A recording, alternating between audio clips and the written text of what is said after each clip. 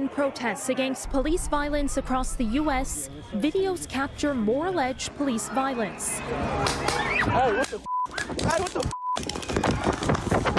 The demonstrations gripping the nation have put police tactics on open display, amplifying calls for accountability.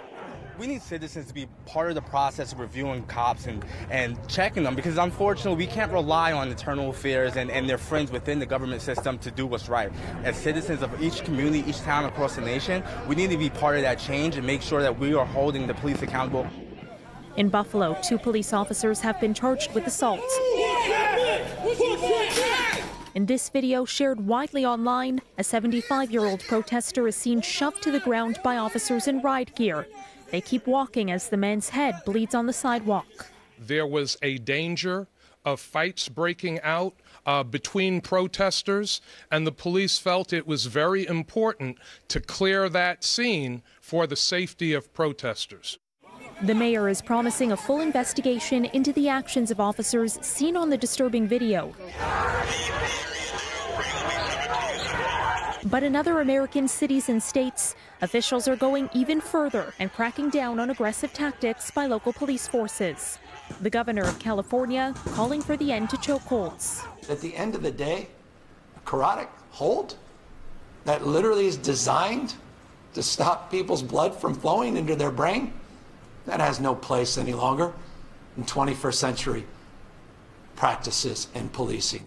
In Denver, a federal judge limiting officers' ability to unleash tear gas and rubber bullets on protesters.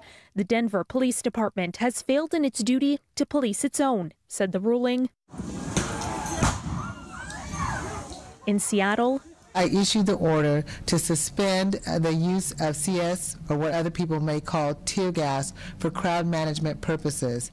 We have nothing to lose but our chains. We have nothing to lose but our chains. By daytime, nationwide anger over George Floyd's death has drawn largely peaceful protests in dozens of American cities. In some pockets, they're followed by looting, vandalism, and violence by nightfall. But experts say too much force can escalate tensions. All across America, calls to defund or break up police departments are growing louder amid the unrest.